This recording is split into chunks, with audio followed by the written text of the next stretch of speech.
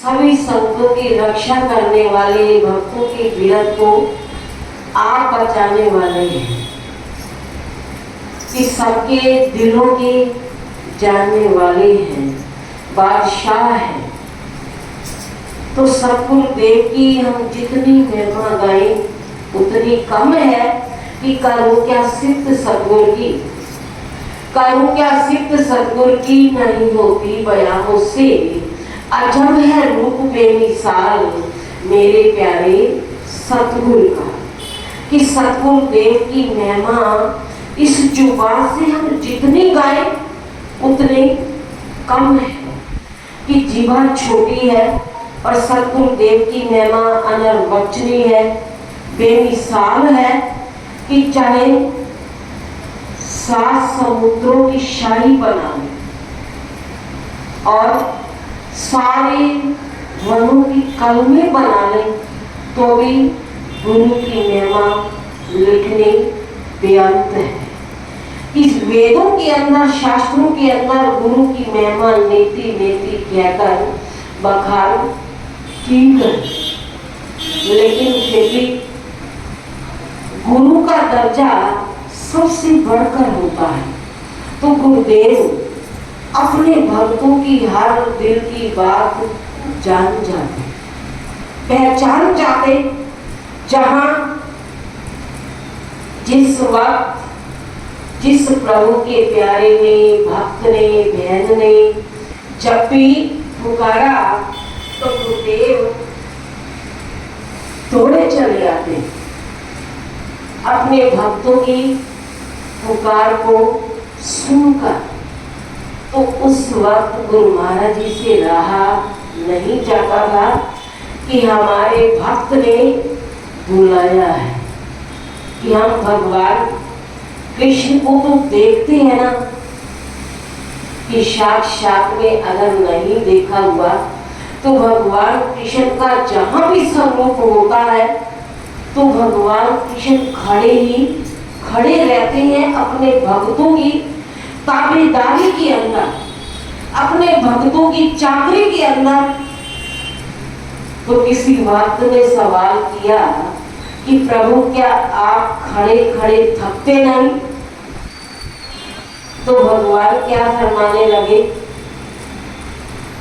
कि हम अपने भक्तों की चाकरी के लिए, अपने भक्तों के लिए हरदम तैयार रहते हैं कि जब भी हमारा कोई भक्त आवे, पुकारे, आवाज लगाए तो उस वक्त हमें पहुंचने में देरी ना हो जाए।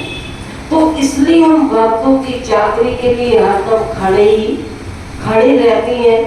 तो कितना तप है, त्याग है। अगर हमें थोड़ी देर कोई खड़ा कर दे तो थक जाते हैं कि हमारे से खड़ा नहीं हुआ जाता, लेकिन भगवान अपने भक्तों के लिए हर वक्त खड़े रहते हैं। तो ये कितनी तपस्या है, कितना तप है, त्याग है। और श्री गुरु महाराज जी को तो हमने साक्षात रूप में देखा कि भगवान कृष्ण का नाम, भगवान राम का, कृष्ण का नाम तो हम वेदों में पढ़ते हैं ना, सुनते हैं।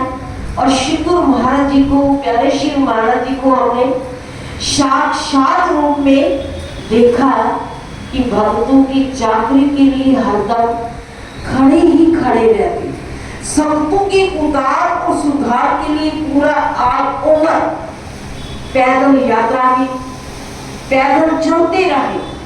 कभी ये नहीं फरमाया कि आज हम थक गए हैं, नहीं। कभी श्री गुरु महाराज जी के मुखारबिंद से हमने सुना हो तो जहां भी जाना तो पैदल उठ के चल पड़ना। भक्त संगति पीछे से बुलाती रहती कि गुरु महाराज जी तो हम कोई साधन आपको करके देते हैं तब आप चलना। तो श्री गुरु महाराज जी क्या फरमाते कि ये पैसे, ये सेवा भी हमारी आगे संगतों के काम आएगी। कितने दीन दयाल, मेहरबान, भक्त वत्सल, भक्तों की हर वक्त सोचते। तो इसलिए लिखा है कि सबके दिलों के बादशाह, सबके दिलों के बादशाह सबकी ही जानते, जैसे जब भी जिसने जब पुकारा तो सबकी पहचानते। तो ऐसे परवरदिगार के चरणों को हम जितना मनाए, जितना पूजे, उतना कम है।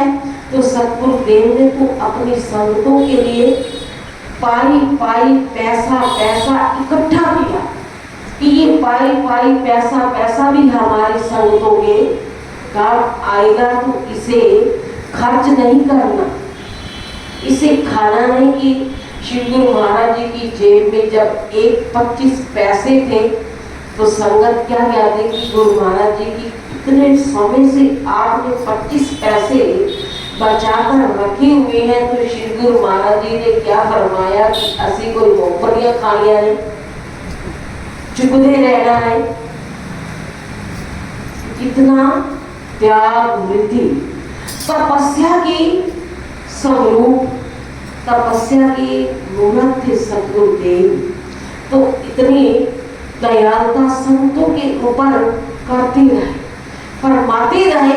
तो हमेशा गुरु महाराज जी के चरणों के अंदर हम अपने मन को लगाए, ध्यान को लगाए कि जैसे श्री गुरु महाराज जी ने अपने पूरे जीवन काल के अंदर तप को त्याग किया, संयम किया, इतनी प्रतीक्षा की, सर्दी गर्मी की कोई परवाह नहीं। सर्दी गर्मी हानि लाभ हर वक्त प्रतीक्षा के अंदर जीवन को बसर किया।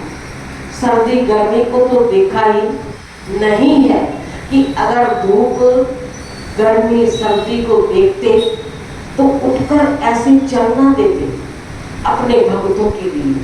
तो ना धूप देखी, ना छाव, ना सर्दी देखी, ना गर्मी, कि केवल भक्तों के प्यार को देखा, भक्तों की आवाज को देखा, पुकार को देखा। तो हमेशा सतगुरुदेव के चरणों को हम पूछ कर चले, उनके चरणों को धो धोकर पिए, कि उनके दर्शनों के अंदर अपने मन को लगाए, उनके ध्यान में अपने मन को जोड़े।